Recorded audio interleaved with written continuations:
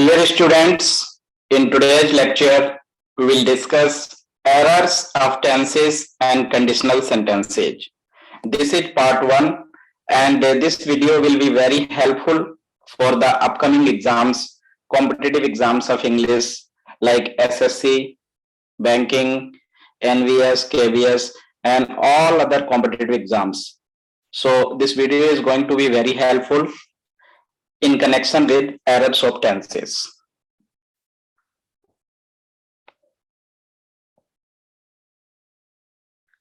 Now let's have a look at this very sentence. He asked me if I know where the principal lived. He asked me if I know where the principal lived. So अब आपको देखना है कि किस part में error exist करती है. You can think and then I will explain the reason where the error exists. देखिए, he asked me, ये जो सेंटेंस है आपका he asked me, इसमें ये जो asked है ये सेकेंड फॉर्म है. asked सेकेंड फॉर्म है तो ये सीक्वेंस ऑफ टेंस का रूल होता है. ये सीक्वेंस ऑफ टेंस का रूल होता है.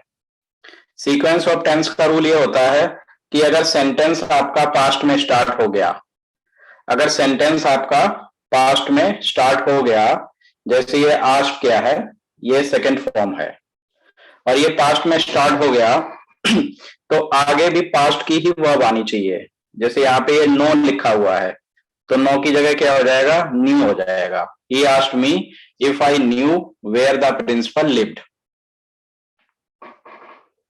तो इस तरह की जो एरर है एग्जाम्स में अक्सर पूछ ली जाती हैं. बड़ा ही सिंपल लॉजिक है इसका. यहाँ पे सेकंड फॉर्म आई हुई है आस्क्ड और आगे ये नो जो कि वर्ब की फर्स्ट फॉर्म है, ये फर्स्ट फॉर्म दी गई है. तो जब एक बार सेंटेंस पास्ट में शुरू हो गया तो आगे भी पास्ट ही रहेगा, अगर यूनिवर्सल ट्रूथ नहीं है या कोई जनरल हैबिट नहीं है तो.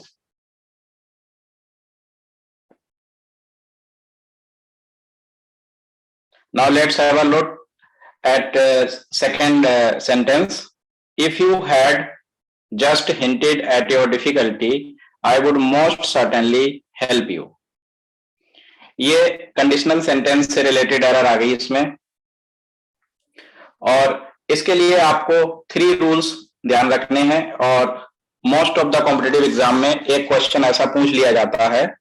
इसका बिल्कुल सिंपल रूल ये है कि यदि इफ वाली जो क्लॉज है आपकी वो प्रेजेंट इंडेफिनिट में है, प्रेजेंट इंडेफिनिट का मतलब होता है फर्स्ट फॉर्म या एसोरियस फॉर्म में है, तो जो दूसरी साइड है रिजल्ट वाली जो क्लॉज होती है वो विल या शैल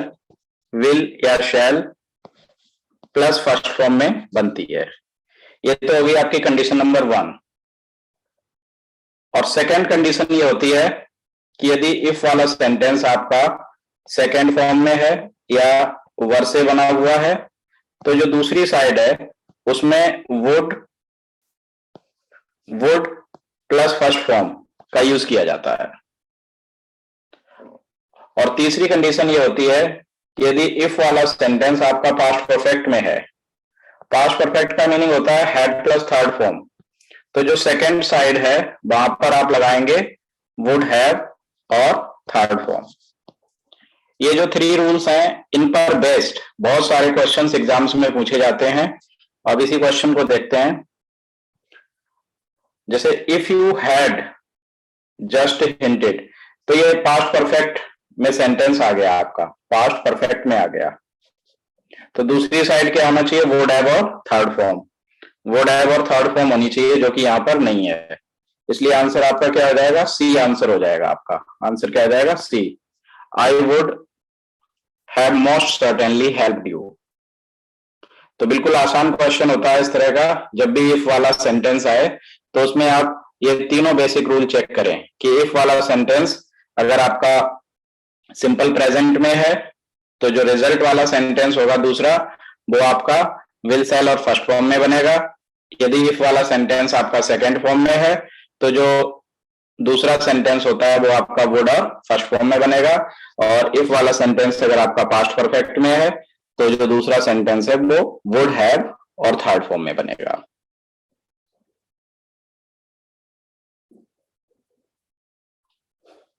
let's have a look at question number 3।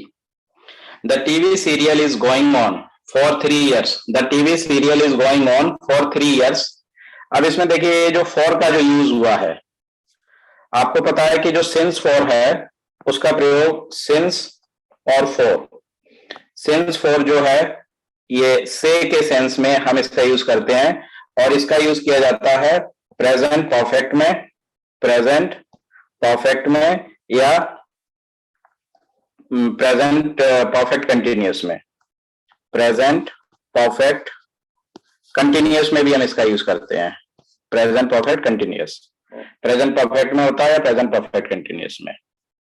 तो अब आप इस सेंटेंस को देख रहे हैं कि the TV serial is going on, ये टेंस तो प्रेजेंट कंटिन्यूअस लिखा हुआ है, इसलिए एरर आपकी हो जाएगी बी पार्ट में, हैज बीन गोइंग ऑन हो जाएगा। यहाँ पे इज की जगह पे हैज बीन का प्रयोग होगा, इसकी जगह पे हम क्या कर देंगे हैज बीन, इसकी जगह पे लिखा जाएगा हैज बीन और सेंटेंस ठीक हो जाएगा।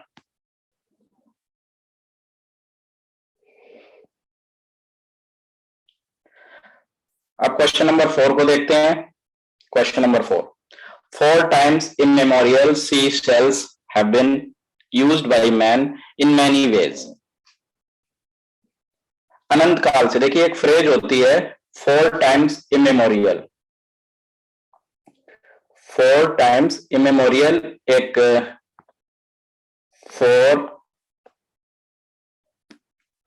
4 टाइम तो ये मिस्टेक देते हैं, इसकी जो सही, इसका जो करेक्ट वर्जन है वो होता है since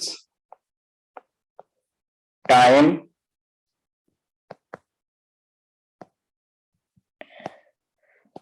immemorial, immemorial, since time immemorial. Since की जगह पे जो है ना कई बार फ्रॉम का भी यूज कर देते हैं लेकिन फॉर नहीं आता और फॉर लगा के ही एरर दी जाती है और इसका मतलब होता है अनंत काल से, अनंत काल से मतलब काफी लंबे समय से, for hundreds of years ago, for hundreds of years ago इसका मीनिंग होता है। तो हम क्या करेंगे इसमें ये जो फॉर लगा हुआ है फॉर की जगह सिंस कर देंगे, सिंस टाइम इमेमोरियल हो जाएगा, ए पार्ट में एरर हो गई आपकी। Let's have a look at question number 5। When I shall see him, I will tell him that what he has done is wrong।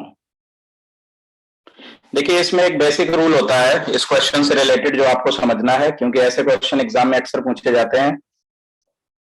जो when वाला सेंटेंस होता है, when क्लॉज होती है या if क्लॉज है या as soon as वाला सेंटेंस है, as soon as, या until के साथ वाला सेंटेंस है या until unless के साथ वाला सेंटेंस है, इनके बाद सिंपल टेंस आता है, सिंपल प्रेजेंट आएगा, सिंपल पास्ट आ सकता है, सिंपल प्रेजेंट आएगा, मॉडल वर्ब नहीं आती।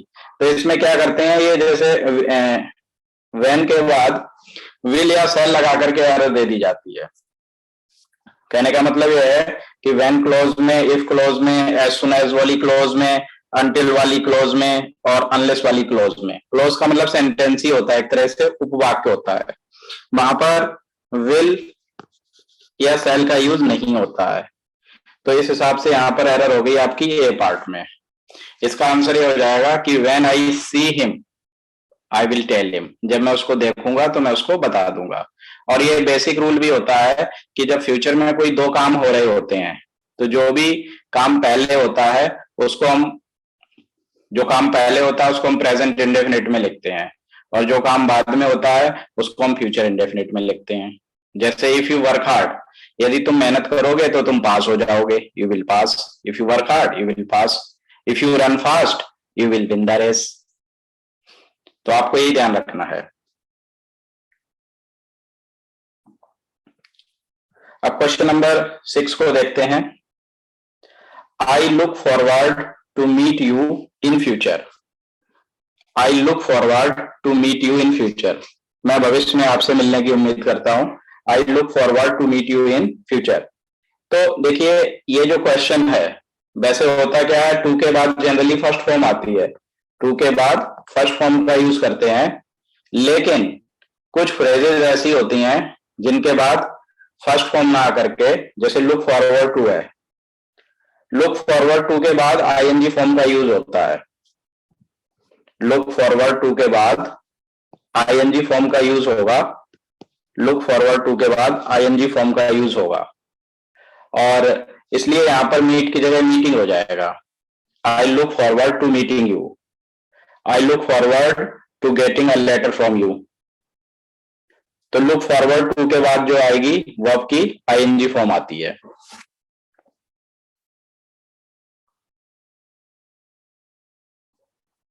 क्वेश्चन नंबर 7,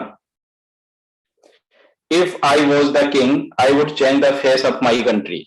देखिए ये इमेजिनरी कंडीशन है, और इमेजिनरी कंडीशन में क्या होता है, जो इफ वाला सेंटेंस होता है या तो वर्ड से बनता है, कोई भी सब्जेक्ट हो, whether the subject is singular और प्लूरल, या सेकंड फॉर्म आएगी, वॉज नहीं आता। तो यहां पर जो एरर बनेगी आपकी, ये वॉज की जगह क्या हो जाएगा, वॉज की जगह वर हो जाएगा। If I were the king, यदि मैं राजा होता, कल्पना कर रहे हैं, I would change the face of my country, error बनेगी आपकी ए पार्ट में।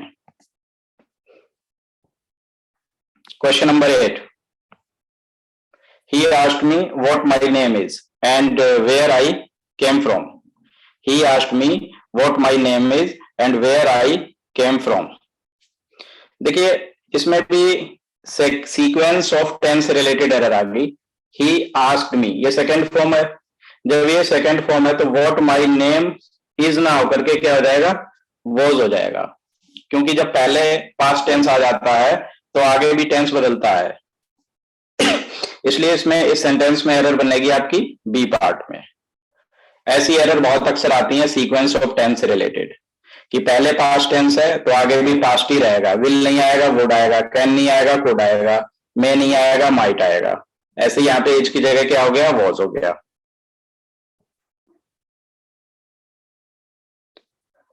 क्वेश्चन नंबर 9 को देखते हैं। 10 members have been enrolled and 7 have resigned. And से जब हम कनेक्ट करते हैं तो वर्ड्स या फ्रेजेज ऑफ इक्वल रैंक को करते हैं।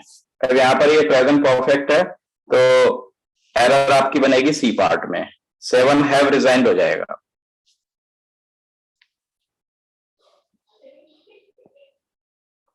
क्वेश्चन नंबर 10 को देखते हैं। I am hearing someone at the door.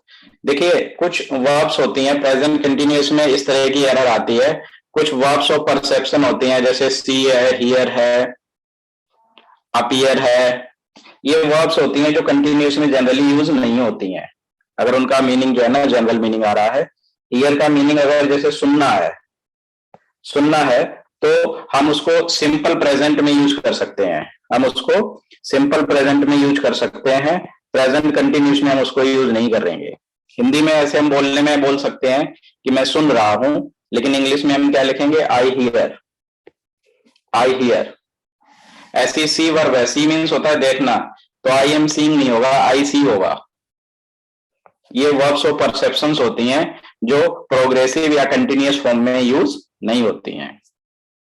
So in today's lecture I discussed 10 questions related to errors of tenses and conditional sentences. I think this video will be very helpful for you, and I will come with some more questions related to tenses and their errors in the upcoming video. Thank you.